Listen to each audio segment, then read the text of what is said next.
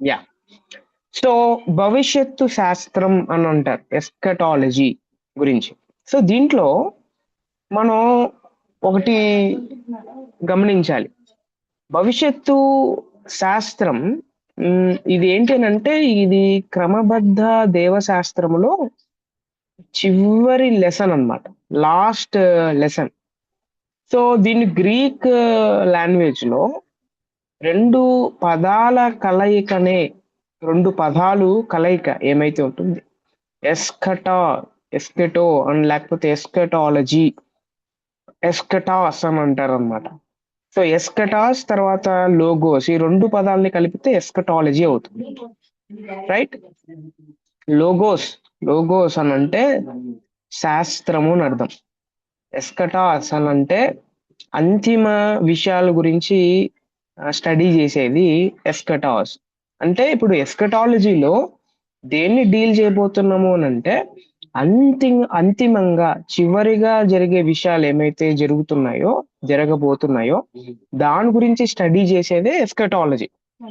So ఈ 2 పదాలు కలిపితే ఏమవుతుంది అని అంటే అంతిమ విషయాల శాస్త్రం గురించి చెప్పేదే భవిష్యత్తు శాస్త్రం. అంటే ఇంకో మాటలో చెప్పాలంటే యుగాంత శాస్త్రం అని కూడా అని అంటారు. యుగాంత శాస్త్రం. ఈ ఈ శాస్త్రానికి సంబంధించి అనేకులు చాలా మంది ఏమంటారు అంటే ఆ 2 విపరీత ధోరణులు పాటిస్తారు.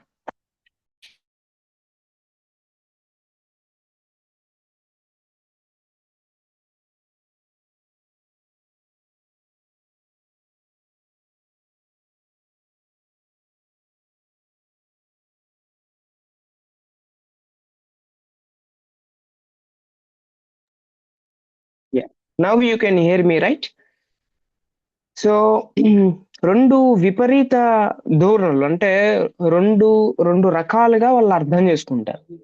కొందరు ఆ వేరే చాలా ఇంపార్టెంట్ విషయాలను సైతం పూర్తిగా పక్కకు పెట్టేసి కేవలం భవిష్యత్తు శాస్త్రం మీదనే వారి మనసును నిలుపుతారనమాట. అంటే ఇంపార్టెంట్ విషయాలని పక్కన పెట్టేసి ఫౌండేషన్స్ ని ప్రిన్సిపల్స్ ని వీటన్నిటిని పక్కన పెట్టేసి కేవలం భవిష్యత్ అంటే ముందు ఏమైతే జరగబోతుందో దాని మీద మాత్రమే ఫోకస్ చేస్తారు. అలాంటి బ్యాచ్ ఒకటి. ఇంకా కొంతమంది ఏం చేస్తారు అంటే రెండవ గ్రూప్ వాళ్ళు ఇది అంత ప్రాముఖ్యం కాదు, దీని గురించి అంత ఆలోచన చేయాల్సినంత అవసరం లేదు, ఇందులో చాలా విషయాలు నిర్దిష్టంగా లేవు, అంటే అర్థం కావు మనం చదివితే, కాబట్టి దీని గురించి నేర్చుకోవాల్సిన అవసరం లేదని చాలా టేక్ ఇట్ ఈజీగా నిర్లక్ష్యం చేస్తారనమాట రెండవ గ్రూప్ వాళ్ళు. ఒకరేమో అర్థం చేసుకోవడానికి ప్రయత్నం చేస్తారు కానీ ప్రిన్సిపల్స్ ని ఫౌండేషన్స్ ని పక్కన పెట్టి అర్థం చేసుకోవడానికి ప్రయత్నం చేస్తారు. రెండో వాళ్ళేమో ఇది అంత అవసరం లేదు, దీని గురించి అర్థం చేసుకుంటే నాకు అర్థం కాదు, ఎందుకనంటే ఇవన్నీ అలంకారికంగా లేకపోతే అర్థం కాని భాషలో అర్థం కాని విషయాలతో రాయబడ్డాయి కాబట్టి దీని గురించి స్టడీ చేయాల్సిన అవసరం లేదు అని కొంతమంది అనుకుంటా ఉంటారు. అయితే అంటే ఇట్లాంటి వారికి ప్రకటన గ్రంథ పఠనం అంటేనే ఒక ఒక పీడకలలాగా ఉంటుందన్నమాట. అసలుకి కొంతమంది ప్రకటన గ్రంథాన్ని మోస్ట్ నెగ్లెక్టెడ్ బుక్‌గా భావిస్తారు కొంతమంది. ప్రకటన గ్రంథం. మనలో కూడా మనం ఎక్కువ సువార్తలు లేకపోతే పత్రికలు లేకపోతే పాత నిబంధనలో అయితే ప్రవక్తల గ్రంథాలు లేకపోతే కీర్తనలు, జ్ఞాన గ్రంథాలు దీని మీద ఎక్కువ ఫోకస్ ఎళ్తుంది గానీ సో, ప్రకటన గ్రంథం అనేది చాలా తక్కువ సార్లు లేకపోతే తక్కువ టైం గూడా దాన్ని వెచ్చిస్తారు. అందుకే ఎక్కువ మెసేజెస్‌లో ఎవరైనా మెసేజెస్ చెప్పినా, లేకపోతే ఎవరైనా దాని గురించి స్టడీ చేస్తున్నా గూడా చర్చెస్‌లో ఎక్కువ ప్రకటన గ్రంథం గురించి ధ్యానం చేసి చెప్పిన దాఖలాలు చాలా చాలా తక్కువనమాట. అందుకే భవిష్యత్తు శాస్త్రం ఈ ఎస్కటాలజీ అనేది ఏమైతే ఉందో మన అంతిమ వ్యక్తిగత వాస్తవాలైన మరణం గురించి, మాధ్యమిక స్థితి గురించి, మహిమ పరచడం గురించి ఇందులో చాలా స్పష్టంగా రాయబడతాయి. మరణం గురించి తెలియాలన్నా, మన స్థితి గురించి తెలియాలన్నా, లేకపోతే మన గ్లోరిఫికేషన్ ఎలా జరుగుతుందో తెలియాలన్నా వీ హ్యావ్ టు రీడ్. ఖచ్చితంగా భవిష్యత్తు శాస్త్రం గురించి మనందరికీ అర్థం కావాలి. లేకపోతే మనం అంటే మనం సరిగ్గా భవిష్యత్తు శాస్త్రాన్ని అర్థం చేసుకోలేం అనేది మనం అర్థం చేసుకోవాలి. సో అందుకే ఈ ఈ భవిష్యత్తు శాస్త్రం గురించి బైబిల్లో కొన్ని వేరే పదాలు కూడా, పర్యాయ పదాలు కూడా వాడబడ్డాయి. Okay. So 3 types of words వాడబడ్డాయి. అదేంటంటే ఒకటి కడవరి దినములు అని వ్రాయబడింది. కడవరి దినములు. 1 తిమోతి 4:1 ప్రకారం. రెండో వర్డ్ ఏంటి? ఈ ఈ భవిష్యత్తు శాస్త్రం గురించి చెప్పే పదం ఏంటి అనంటే అంత్య దినములు అని కూడా వాడబడింది. 2 తిమోతి 3 అలాగే 2 పేతురు 3 1 యోహాను 2 వీటన్ని రెఫరెన్సెస్ చూస్తే అంత్య దినములు అనే ఒక పదం వాడబడింది. ఇదేంటి? దేన్ని సూచిస్తుంది అంటే భవిష్యత్ శాస్త్రం గురించి సూచిస్తుంది. ఇంకోటి ఏంటి అనంటే అంతిమం, అంతం అనే పదం కూడా వాడబడింది. ఈ 3 పదాలు చెప్పేది ఎవరి గురించి అంటే, ఏ డాక్ట్రిన్ గురించి అనంటే, ఏ కాన్సెప్ట్ గురించి అనంటే భవిష్యత్తు శాస్త్రం గురించి ఈ 3 పదాలు చెప్తున్నాయి. కడవరి దినములన్నా, అంత్య దినములన్నా, అంతమన్నా ఈ 3 పదాలు భవిష్యత్ ఎస్కటాలజీ గురించి మాట్లాడుతున్నాయి అనేది మనం చాలా స్పష్టంగా అర్థం చేసుకోవాలి. అయితే ఈ ఈ భవిష్యత్తు శాస్త్రం గురించి ఇప్పుడు నాకు ఇంట్రెస్ట్ వచ్చింది. నేను చదవాలనుకుంటున్నాను. నేను ధ్యానం చేయాలనుకుంటున్నాను. అయితే మెథడ్స్ ఏంటి? మెథడ్స్ ఎలాగా నేను చదవాలి అనే ఒకవేళ ప్రశ్న మనం వేసుకుంటే there are several methods are there.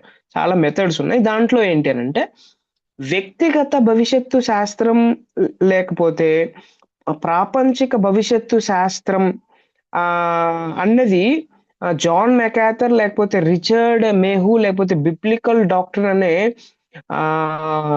వీరు అంటే ఈ పుస్తకాల్లో కొంతమంది బైబిల్ పండితులు, theologians personal eschatology and cosmic eschatology అనే పుస్తకాలను రాశారు. కాబట్టి ఆ పుస్తకాలు చదివితే మనకు ఎస్కటాలజీ అంటే ఏంటో మనకు అర్థం అయ్యే ఛాన్సెస్ ఉన్నాయి. రెండోది ఏంటి అంటే ఇజ్రాయేల్ భవిష్యత్తు, సంఘ భవిష్యత్తు, అన్యజనుల భవిష్యత్తు లేకపోతే లోకమంతటి భవిష్యత్తు వీటన్నిటి గురించి కూడా మనం అర్థం చేసుకోవాలి. చూడండి, భవిష్యత్తు శాస్త్రం అంటే కేవలం మనం ఏమనుకుంటామంటే యేసు ప్రభు వస్తున్నాడు, యేసు ప్రభు రెండో రాకడలో వస్తాడు, అందరినీ తీసుకొని పోతాడు, నరకానికి వేయబడతారు కొంతమంది పరలోకానికి లేకపోతే నిత్య రాజ్యానికి తీసుకొని వెళ్తారు, సాతాను నాశనం అవుతాడు, ఇంతే మనకు తెలిసింది. అయితే ఈ భవిష్యత్తు శాస్త్రంలో మనం చాలా కోణాల్లో నుంచి ఆలోచన చేయాలి. భవిష్యత్తు శాస్త్రం గురించి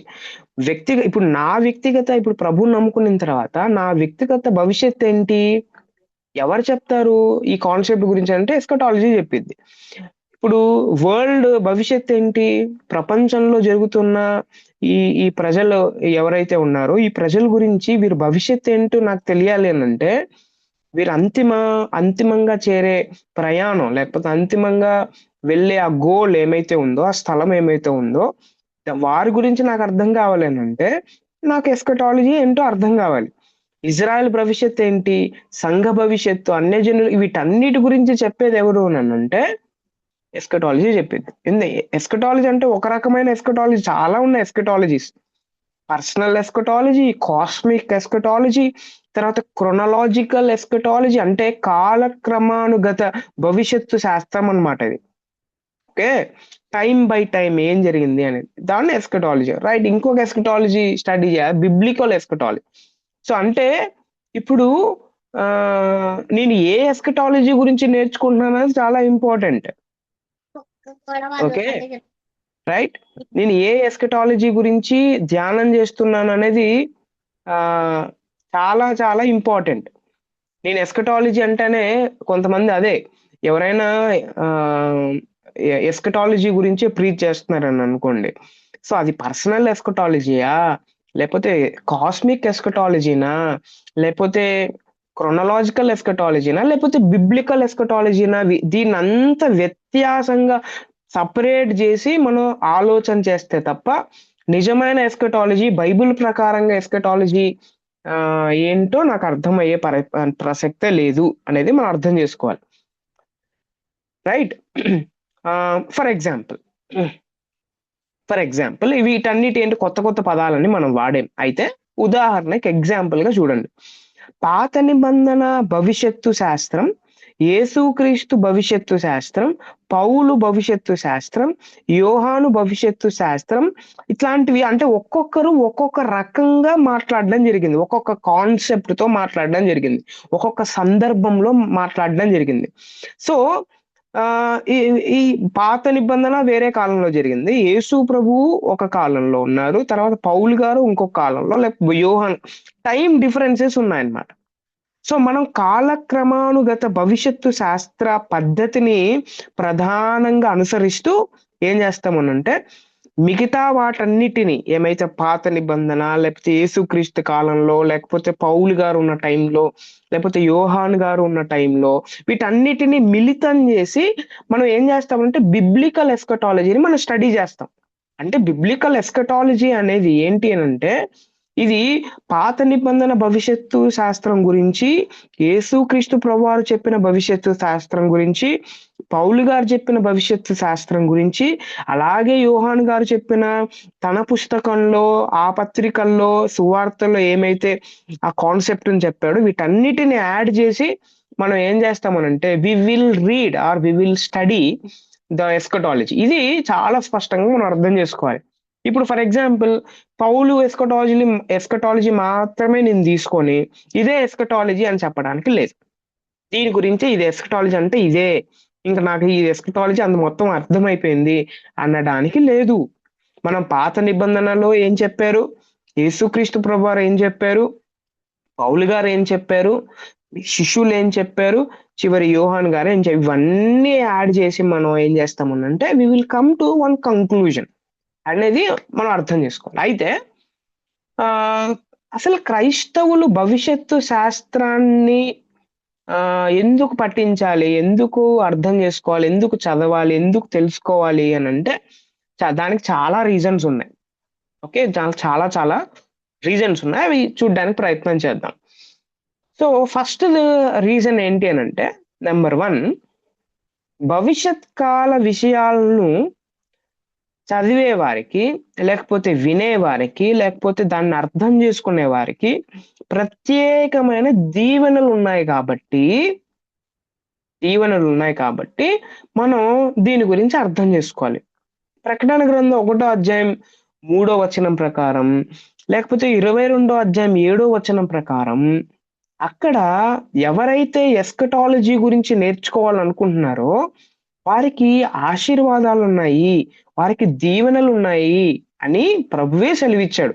కాబట్టి క్రైస్తవుడు అన్నవాడు ఎవరైతే ఉన్నారో ప్రభువు గురించి మాత్రమే కాదు, బైబిల్ గురించి మాత్రమే కాదు, పరిశుద్ధాత్మ దేవుడు గురించి మాత్రమే కాదు, లేకపోతే పాప శాస్త్రం, లేకపోతే సంఘ శాస్త్రం, వీటన్నిటి గురించే కాదు, ఖచ్చితంగా క్రైస్తవుడు భవిష్యత్తు శాస్త్రం గురించి కూడా తెలుసుకొని ఉండాలి.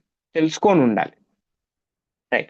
రెండవ రీజన్ ఏంటి, భవిష్యత్తు శాస్త్రాన్ని ఎందుకు చదవాలి అని అంటే, లేఖనమంతా అంటే బైబిల్లో ఉన్న వాక్యం అంతా ఏమైతే ఉందో క్రైస్తవునికి ప్రయోజనకరమై ఉంది. ప్రకటన గ్రంథం కూడా లేఖనం అని నేను భావిస్తే ఖచ్చితంగా నేను ప్రకటన గ్రంథం యొక్క సారాంశాన్ని, ఆ సారాన్ని ఏమైతే ఉందో దాన్ని నేను ఏం చేయాలి అని అంటే నేను తెలుసుకోవాలి, నేను ధ్యానం చేయాలి, నేను అధ్యయనం చేయాలి. ఓకే, అందుకే బైబిల్ ప్రకారం మనం గమనిస్తే యేసు ప్రభునందు విశ్వాసం ఉంచు, లేకపోతే పశ్చాత్తాపపడే ఎవరైనా వ్యక్తి ఉంటే ఖచ్చితంగా ఆ వ్యక్తి పరిశుద్ధుడు అన్నమాట, పరిశుద్ధుడిగా తీర్చబడతాడు, నీతిమంతుడిగా తీర్చబడతాడు. సో పరిశుద్ధులు అన్న వాళ్ళు ఎవరైతే ఉన్నారో వారు బైబిల్ లేఖనంలో నుంచి వచ్చే ఆ ప్రయోజనాన్ని ఎవరైనా పోగొట్టుకుంటారా? ఖచ్చితంగా ఎవరు పోగొట్టుకోరు. దాంట్లో నుంచి ఉన్న సారాన్ని నేను ఖచ్చితంగా సారాంశాన్ని దేవుడు ఏం చెప్పబోతున్నాడో, ఏం జరుగుతాయో, దీనికి అర్థం ఏంటో, ఈ వర్డ్‌కి అర్థం ఏంటో, ఈ సెంటెన్స్‌కి అర్థమైందో, ఏ కాలంలో చెందింది, ఎవరి గురించి చెప్తా ఉన్నారు, ఎందుకు చెప్పారు, వీటన్నిటిని అర్థం చేసుకోగలగాలి మనం అందరం. ఆ ప్రయోజనం మనం తెలుసుకోవాలి. Right? These are the 2 reasons. Number 3, ఈ అంశం ఏమైతే ఉందో, ఈ ఎస్కటాలజీ అనే అంశం దేవుడు చాలా ప్రాముఖ్యమైనదిగా దీన్ని మనందరికీ చూపిస్తున్నాడు. ఎందుకంటే లేఖనాల్లో చాలా భవిష్యత్ విషయాలు ఉన్నాయి. భవిష్యత్తు గురించి ఉన్న విషయాలు బైబిల్‌లో చాలా ఉన్నాయి. చెప్పినవాడు ఎవరు అనంటే, తన ఊపిరి చేత రాయించిన వాడు ఎవరు అనంటే దేవుడే. దేవుడే దీన్ని చెప్పాడు కాబట్టి, ఖచ్చితంగా మనం ఎస్కటాలజీ గురించి మనకు తెలియాలన్నమాట. అందుకే బైబిల్‌లో 66 గ్రంథాలుంటే, అందులో 94% 94 అంటే 62 బుక్స్‌లో ఉండేది 66. దాంట్లో 62 గ్రంథాలలో భవిష్యత్ కాల సమాచారం ఉంది. భవిష్యత్ సమాచారం ఉంది. ఓకే. ఏ పుస్తకాల్లో లేవునంటే రూతు గ్రంథంలో లేదు, పరమగీతంలో, ఫిలోమోను పత్రికలో, మూడో యోహానులో మాత్రమే ఎస్కటాలజీ గురించిన కాన్సెప్ట్ లేదు. మిగతా 62 బుక్స్‌లో భవిష్యత్ కాల సమాచారం లేకపోతే దాని గురించి కాన్సెప్ట్ గురించి ఉందన్నమాట. ఇది ఎవరు చెప్పారు అనంటే జాన్ మెకాథర్ అని చెప్పాడన్నమాట. క్రైస్ట్ ప్రొఫెటిక్ ప్లాన్స్ అనే పుస్తకంలో పేజ్ నెంబర్ 14లో ఈ అంశాన్ని మనం చూడొచ్చు. రైట్. ఇంకా ఏంటి అనంటే ఇంకా దేనికి ప్రయోజనకరమై ఉందనంటే బైబిల్‌లో 27% అంటే 8,352 వచనాలు ఏమైతే ఉన్నాయో, ఆ వచనాలన్నీ ప్రవచనాత్మకమైన విషయాలు. అంటే జరగబోయే విషయాలు. బైబిల్‌లో మొత్తం వచనాలు ఎన్ని అనంటే 31,124 వర్సెస్ ఉన్నాయి. 31,124 వచనాలుంటే మొత్తం బైబిల్‌లో, దాంట్లో 8,000 ప్రవచనాలే ఉన్నాయన్నమాట. అందుకు చాలా ఇంపార్టెంట్ ఇది. దాన్ని నేను వదిలేస్తే, దాని గురించి నేను అర్థం చేసుకోకపోతే ఎలాగా అది నాకు ప్రయోజనకరమై ఉంటుంది? ఇది మనం అర్థం చేసుకోవాలి. రైట్? ఇంకొకటి ఇప్పుడు 8,300 వచనాలు భవిష్యత్తు శాస్త్రం గురించి రాయబడితే, దాంట్లో ఆ 8,000లో 1,800 వచనాలు ఏమైతే ఉన్నాయో 1,800 వర్సెస్ కేవలం రెండో రాకడ గురించి మాత్రమే రాశారు.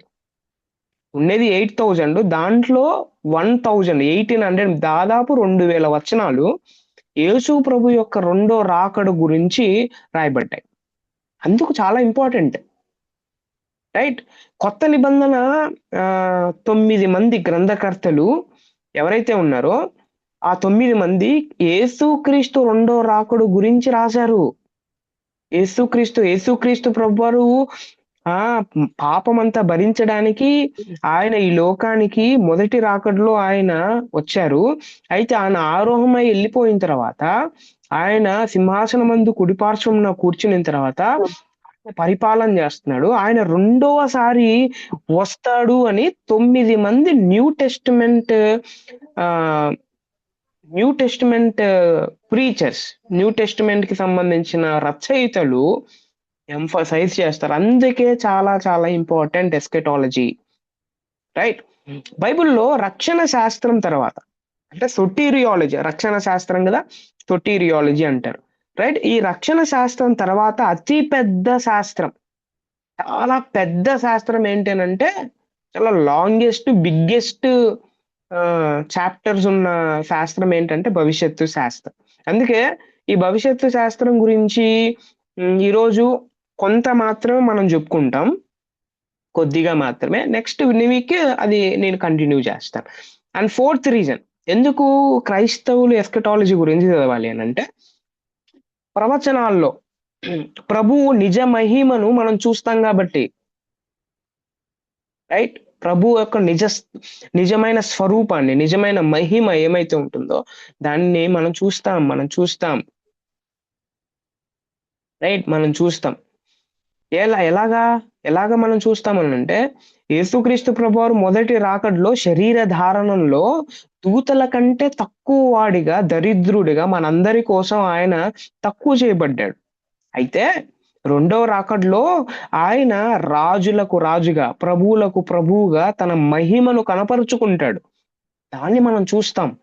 దాన్ని మనం ఆస్వాదిస్తాం. దాన్ని మనం అర్థం చేసుకుంటాం అన్నమాట. Okay. This is the fourth reason. And fifth reason is ఏంటి అనంటే ప్రవచన పఠనం. ప్రవచనం గురించి స్టడీ ఏదైతే ఉందో అది సువార్త ప్రకటన గురించి ఓకే. ఏం చేస్తుందనంటే పెంపొందిస్తుందనమాట. భవిష్యత్తు శాస్త్రం గురించి నేను బాగా అర్థం చేసుకోగలిగితే నాకు సువార్త అంటే ఏంటో అర్థమవుతుంది.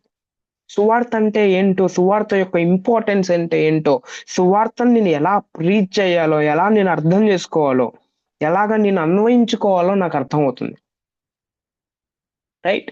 ఇది ఆహ్, ఆహ్, ఆహ్, మనం అర్థం చేసుకోకపోతే మనం మన మిషియాలజీ ఏమైతే మనం ఆహ్, సువార్త మనం ప్రకటిస్తున్నామో, సువార్థికుడిగా ఎక్కడికైనా ఎళ్ళాలనుకుంటున్నప్పుడు మనకు భారం లేకోకుండా ఉంటుంది. ఈ రోజుల్లో చాలా మందికి అంటే ముందు రోజుల్లో ఉన్న తృష్ణ, ముందు రోజుల్లో ఎలాగైతే ప్రజలు దేవుడి కోసం సువార్త నేను ప్రకటించాలా, అలా ఉండాలి, ఇలా ఉండాలని వాళ్ళు త్యాగం జేసి, వాళ్ళ ఫ్యామిలీస్‌ని గూడా వదిలేసి కొంతమంది ఫ్యామిలీస్‌తో సహా సువార్త ప్రకటించడానికి అంత తృష్ణ కలిగిన వాళ్ళు ఆ రోజుల్లో, ఈ రోజుల్లో అసలు మిషనరీస్ చాలా తక్కువైపోయారనమాట. దేవుడి కోసం తమకు తాము సమర్పించుకొని సువార్త ప్రకటించే వాళ్ళు ఎందుకు తక్కువైపోయారు అంటే దానికి చాలా రీజన్స్ ఉండొచ్చు. అయితే దాంట్లో వన్ ఆఫ్ ద రీజన్ ఏంటి అనంటే మనకు, మనకు డాక్ట్రిన్స్ సరిగ్గా తెలియకపోవడం వల్ల, దేవుడంటే ఎవరో, లేఖనాలంటే ఏంటో, ముఖ్యంగా భవిష్యత్తు శాస్త్రం అంటే ఏంటో, ఏం జరగబోతుందో నాకర్థం గావట్లేదు కాబట్టి, నాకు మిషన్స్ అంటే నాకర్థం గావట్లేదు. ప్రభువు కోసం నన్ను నేను త్యాగం జేసుకొని, ప్రభువు కోసం నేను ముందుకు పోలేకున్నాను అనేది మనం అర్థం జేసుకోవాలి. ముందుకు నేను పోలేకున్నాను. కొంతమంది క్రైస్తవులు ఈ భవిష్యత్తు శాస్త్రం గురించి అర్థం చేసుకోక వాళ్ళేమంటారు అనంటే ప్రభువుని నమ్ముకుంటారు. బాగా ఆరాధన జేస్తారు. మంచిగా అంతా పరిచర్య అంతా బాగా జేస్తారు. అయినా వాళ్ళు నమ్మేదేంటి అనంటే, నా ఆత్మ ఏమవుతుందో, నా ఫ్యూచర్ ఏంటో నాకు అర్థం గావట్లేదు అనే మాటను నేను చాలా సార్లు విన్నాను. చాలా క్రిస్టియన్స్ ప్రభువుని నమ్ముకున్న వాళ్ళే ఈ మాటను పలకడం మనం చూసా.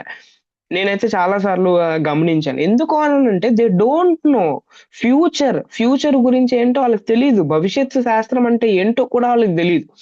ఎందుకనంటే ఎప్పుడైనా మనం మన చర్చెస్‌లో లేకపోతే ఎప్పుడైనా మనం బైబిల్ స్టడీస్‌లో దాని గురించి ధ్యానం చేస్తే కదా మనకర్థమయ్యేది. ఇది ఆహ్, మనలో ఈ రోజుల్లో కొంచెం మనం దాంట్లో వెనుకంజ వేస్తున్నాం అనేది that is my opinion. Right? హ్మ్. ఇంకోటేంటనంటే, ఈ ఎస్కటాలజీ ఏమైతే ఉందో, ఈ ఎస్కటాలజీ నాకర్థమైతే, ఈ ఎస్కటాలజీ విశ్వాసిని పవిత్రపరిచి సరియైన ప్రాధాన్యతలు, సరియంగా వాట్ ఆర్ ద ఇంపార్టెన్స్ ప్రాధాన్యతలను ఏర్పరుస్తుందనమాట ఎస్కటాలజీ. నేను ఏ దానికి ఇంపార్టెన్స్ ఇవ్వాలి, దేనికి ఇంపార్టెన్స్ ఇవ్వకూడదనేది నాకర్థమయ్యేది దేనివల్ల అనంటే, ఎస్కటాలజీ నాకు బాగా అర్థమైనప్పుడు తెలుస్తుంది. దానికి రెఫరెన్సెస్ నేను ఆల్రెడీ ఇచ్చాను. ఆ రెఫరెన్సెస్ నేను గ్రూప్‌లో షేర్ చేశాను ఆ file. So, you can read that. Right. ఇంకోటేంటి అనంటే, సెవెంత్ రీజన్ ఏంటి అనంటే, ప్రవచన పఠనం అంటే ఈ భవిష్యత్తు శాస్త్రం గురించి నేను అర్థం చేసుకోవడం వల్ల నాకర్థమయ్యేది ఏంటి అనంటే, నిరీక్షణ లేని యుగంలో నిరీక్షణను కలుగజేస్తుంది ఈ ఎస్కటాలజీ. అవును. హోప్ లేదు.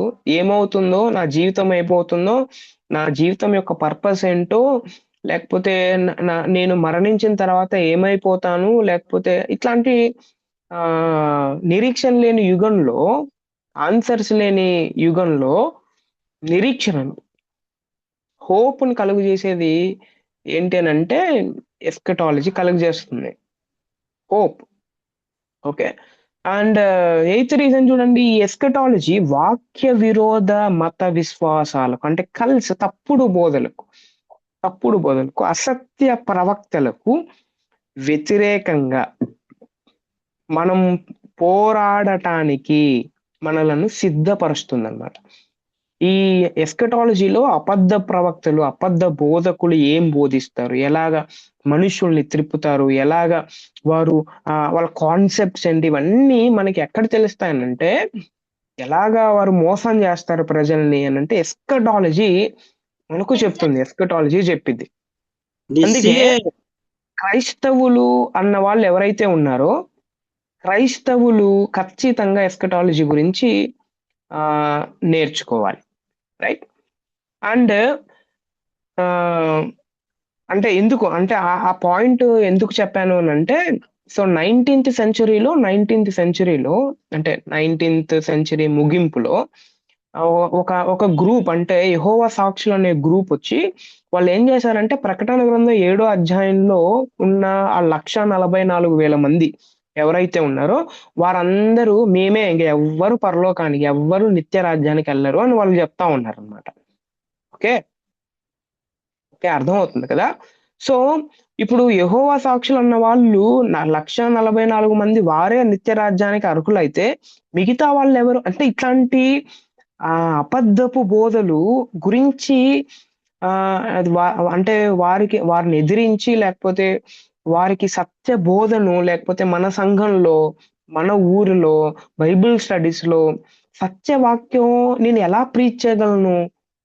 నాకు నాకు ఇట్లాంటివి తెలియకపోతే అందుకే నేనేం జేయాలనంటే, ఎస్కటాలజీ గురించి, భవిష్యత్తు శాస్త్రం గురించి నేర్చుకోవాలి. ఓకే. కొంతమంది, కొంతమంది చాలా తెలివైన వాళ్ళు మీరు వినింటారు ఆల్రెడీ. అదేంటనంటే కొంతమంది ఫాల్స్ ప్రాఫిట్స్ అసత్య ప్రవక్తలు. లాస్ట్ టైము మనం ఆహ్, ఎక్లీషియాలజీ అనే ఈ క్లాస్‌లో బోధకులంటే ఎవరు? పరిచారకులంటే ఎవరు? ప్రవక్తలంటే ఎవరు? అపోస్తులులంటే ఎవరు? మనం చూసాం. ఓకే. సో, కొంతమంది బైబిల్‌లో ఉన్న ప్రవక్తలు, బైబిల్‌లో ఉన్న ఆహ్, ప్రాఫెట్ అంటే ఆ ప్రవక్తలకున్న లక్షణాలు గాకుండా వేరే కొంతమంది కొత్త ప్రవక్తలు, అబద్ధ ప్రవక్తలు, బైబిల్‌కి విరుద్ధమైన ప్రవక్తలు వాళ్ళొచ్చి భవిష్యత్ కాలానికి యేసు ప్రభువు ఇంకా 2050 సంవత్సరంలో వచ్చేస్తాడు. అంతా రెడీగుండండి. మీరు విరింటారనమాట. ఫర్ ఎగ్జాంపుల్ ట్రంప్ వచ్చిన తర్వాత ఇంక ట్రంప్ వచ్చేసాడు. యేసుప్రభు రాకడొచ్చేసింది. ట్రంప్ యాంటీ క్రైస్ట్ ఇట్లాంటి విషయాలు జెప్పేసి తేదీలు గూడా నిర్ణయించారు కొంతమంది. తేదీలు గూడా నిర్ణయించారు. కొంతమంది నిజమేమో అని నమ్మేసి చాలా మంది ఏం జేశారు అనంటే చాలా భయపడ్డారనమాట. సో, అందుకే ఎస్కటాలజీ గురించి నేర్చుకోవాలి. అందుకే భవిష్యత్తు శాస్త్రం గురించి స్టడీ జేయాల. రైట్. ఎవరు నిజం జెప్తున్నారు? ఎవరు అబద్ధం జెప్తున్నారు? అసలు బైబుల్ ఏం చెప్తా ఉంది? ఇవన్నీ కంపేర్ చేసుకొని మనం అర్థం జేసుకోవడానికి ప్రయత్నం జేయాలి. రైట్. నైన్త్ రీజన్ ఈస్ ప్రతి లేఖనాన్ని మనం పొరపాట్లు లేకుండా, తప్పులు లేకోకుండా సరియైన విధంగా వివరించాలి. అర్థం జేసుకోవాలి, అన్వయించుకోవాలి. Very, very, very important point. అలాగా వచనం నేను తెలుగులో చదివేస్తే నాకు అర్థమైపోతుంది అనుకోవడం చాలా, చాలా, చాలా పెద్ద నేరం. ఎందుకు అనంటే గ్రంథకర్త ఒక ఉద్దేశంతో ఆ వచనాన్ని రాశారు.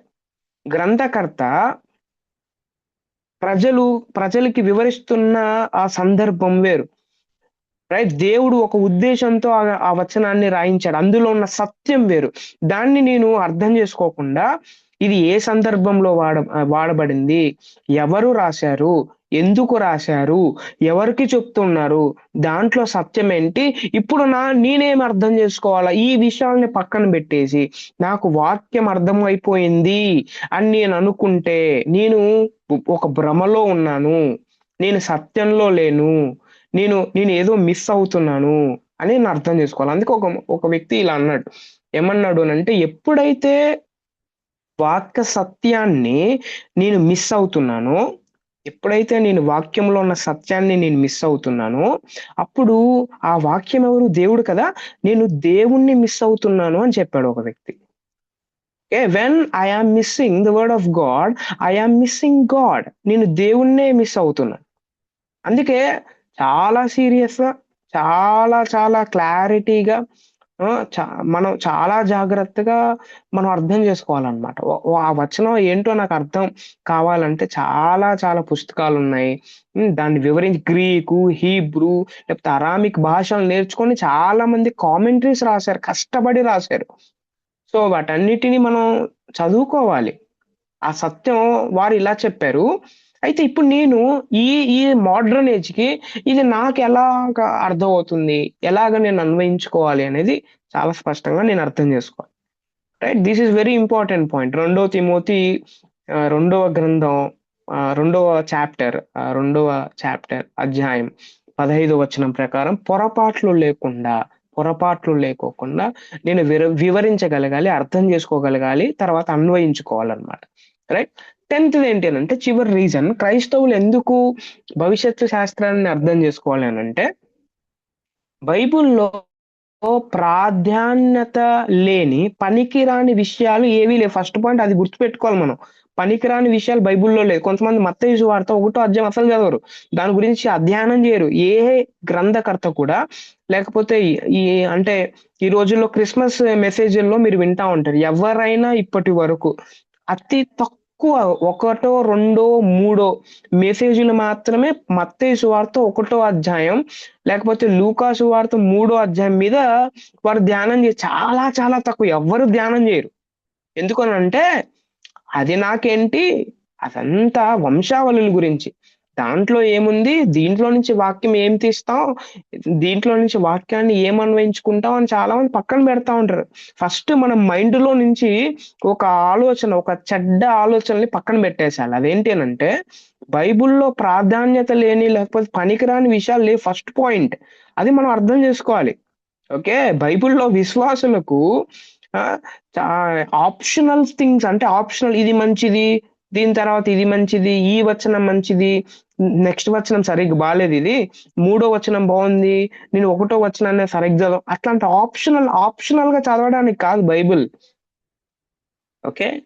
ఆప్షనల్‌గా మనం చూజ్ చేస్తున్న ఈ రోజుల్లో మనం చేసే తప్పేంటి అనంటే బైబుల్‌లో అసలు బైబుల్‌నే ఆప్షనల్‌గా తీసుకుంటా ఉంటారు. అయితే ఇంకోటేంటంటే బైబుల్‌నే ఆప్షనల్‌గా తీసుకుంటే, ఆ బైబుల్‌లో కూడా ఉన్న 31,000 వచనాలుంటే దాంట్లో కూడా సెలెక్టెడ్ వర్సెస్ అన్నమాట. పెళ్ళికొక వర్స్ ఉంటుంది. ఓకే. సో, తర్వాత జాబ్‌కొక వర్స్.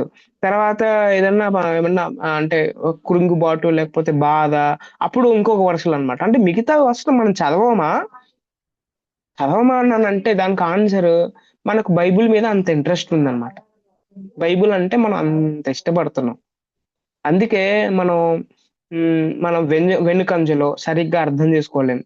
సరిగ్గా పఠించలేం. సరిగ్గా ఆరాధన కూడా చేయలేం. వాక్యం నాకు సరిగ్గా అర్థం కానప్పుడు నేను పరిచర్య ఎట్లా జేస్తా?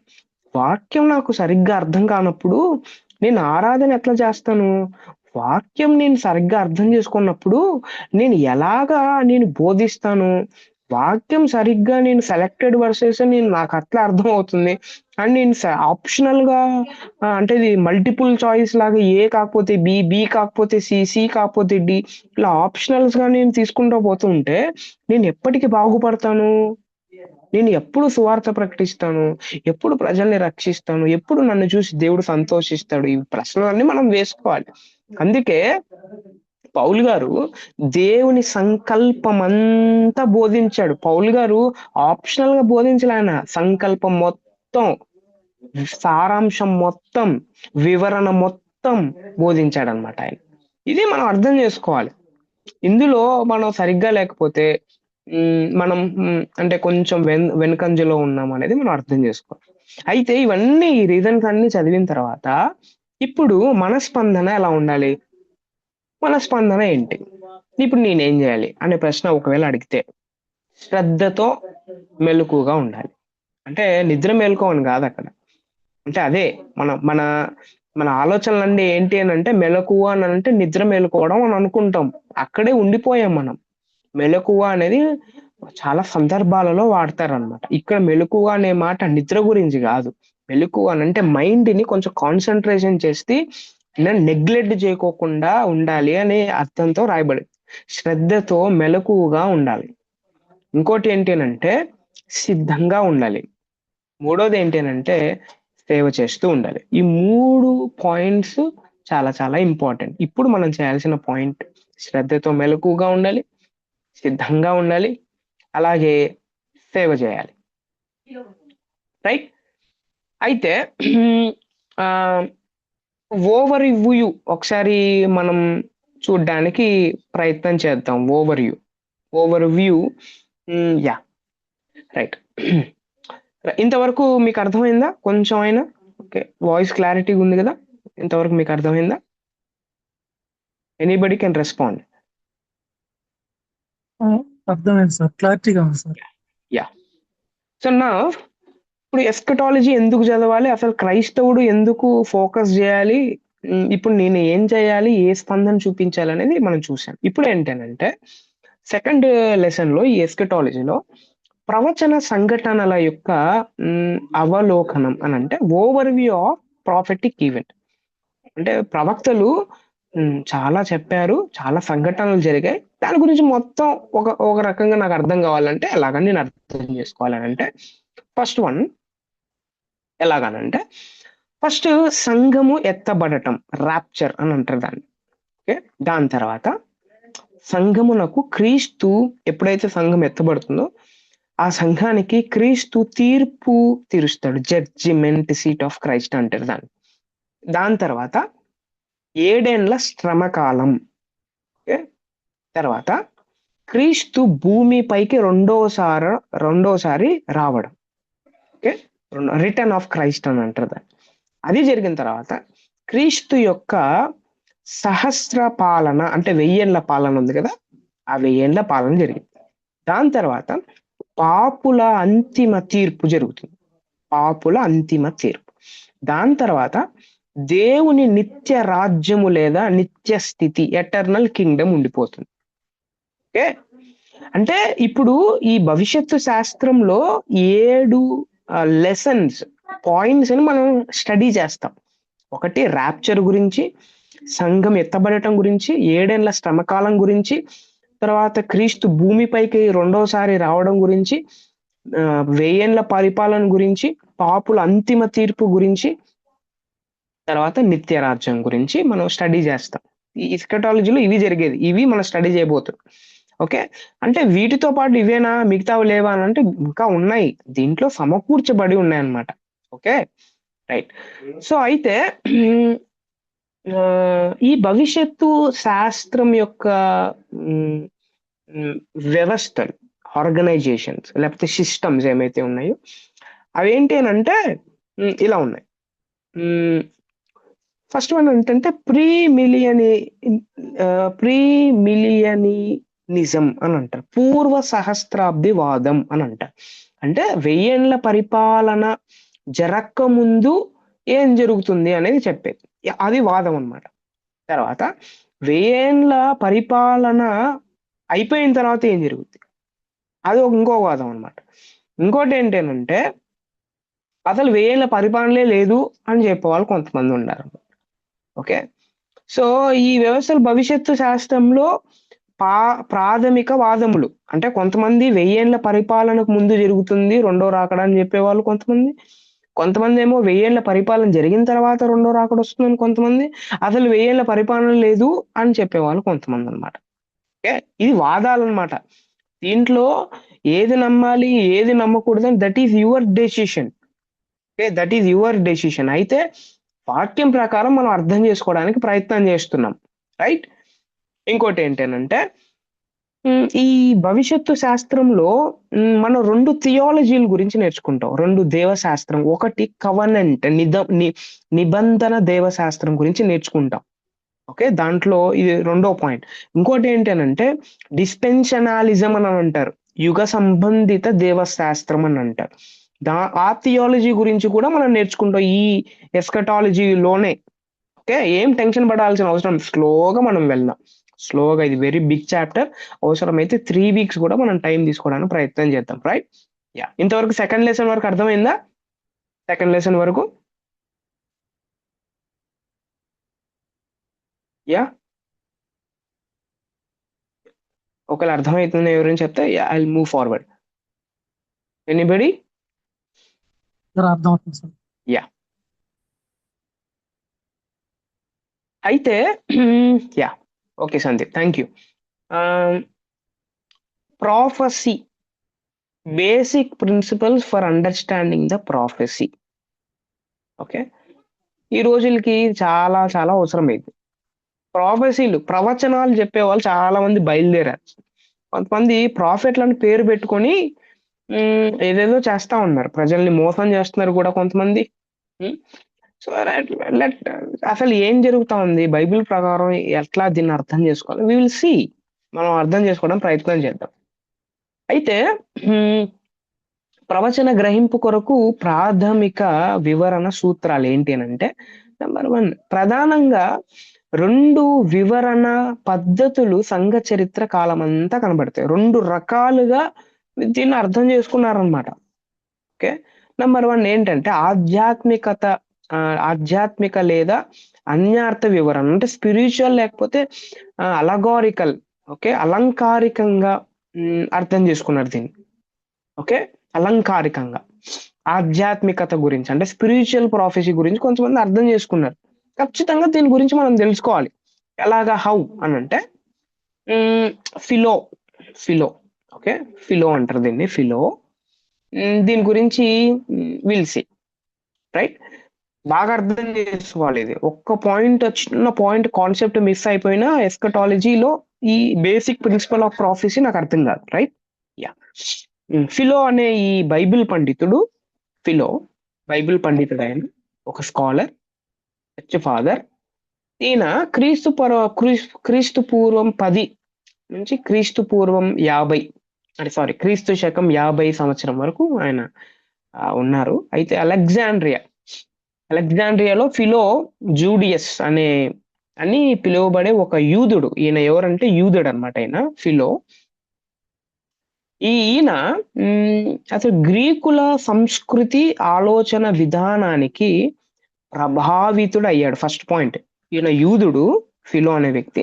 అయితే గ్రీక్ యొక్క, అంటే గ్రీక్ సామ్రాజ్యం ఉంది కదా, గ్రీక్ యొక్క సంస్కృతి ఏమైతే ఉందో, ట్రెడిషన్స్, కల్చర్ ఏమైతే ఉందో, దానికి చాలా ఇన్ఫ్లుయెన్స్ అయిపోయాడు ఈ వ్యక్తి.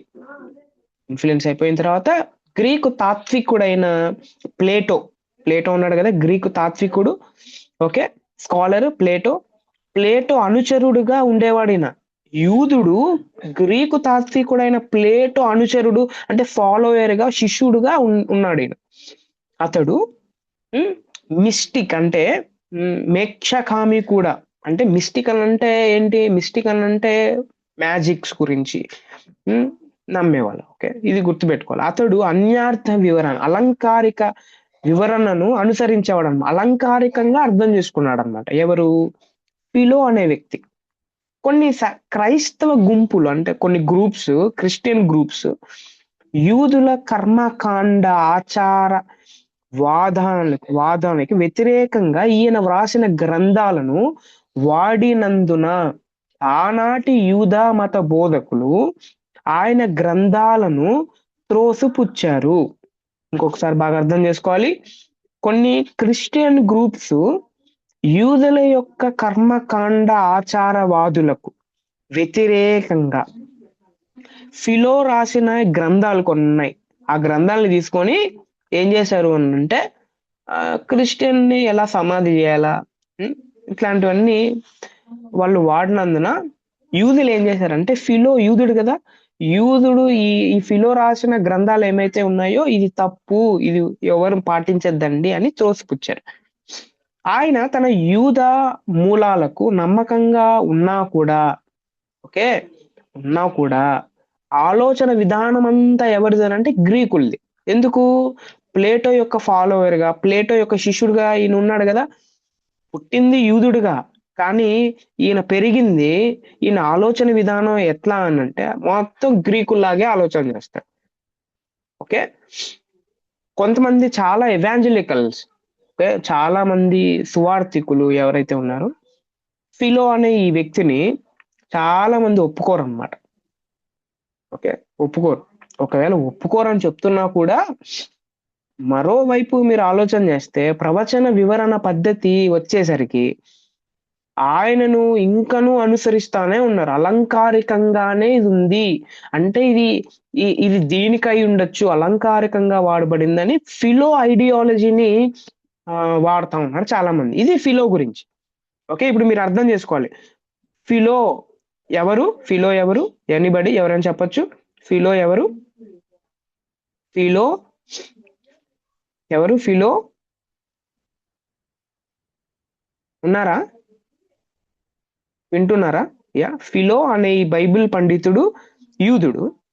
ఇతడు ఎవరి చేత ప్రేరేపింపబడ్డాడు?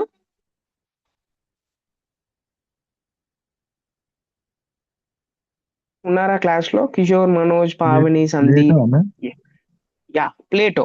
ప్లేటో ఎవరు? ప్లేటో ఎవరు? నాకు ప్లేటో అనే ప్లేటో పేరు కూడా అవసరం లేదు. గ్రీక్. ప్లేటో సోక్రటిస్ శిష్యుడు. ఆ గ్రీక్ యొక్క కల్చర్ ని ఈయన Yes, yes. అనుసరించేవాడు అనమాట ఫిలో. ఇది మనం అర్థం చేసుకోవాలి. ఓకే. అన్న ఈ నెక్స్ట్ సోక్రటీస్ అన్న, హలో యా అన్న, ఈ సోక్రటీస్ కింద ముందు ఫస్ట్ ఎవరన్నా? ఏంటి?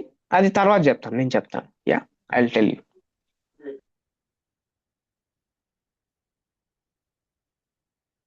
సోక్రటీస్ తర్వాత మనం ప్లేటో. ఆలోచన చేస్తున్నాం. Yeah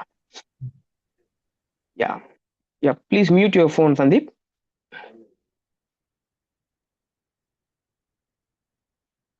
yes, thank you. And next ఎవరు అని అంటే ఆరిజిన్. ఈ పేర్లు గుర్తుపెట్టుకోవాలి. ఖచ్చితంగా బైబిల్ క్లాస్ లో ఎవరైతే జాయిన్ అవుతున్నారో, బైబిల్ గురించి నేర్చుకోవాలి, వేదాంతం గురించి నేర్చుకోవాలి అని ఎవరైతే అర్థం చేసుకుంటున్నారో, ఖచ్చితంగా ఈ ఈ స్కాలర్స్ నేమ్స్ ఖచ్చితంగా మనకు తెలియాలి. Number 1 is philo. So number 2 is origin. ఈయన క్రీస్తు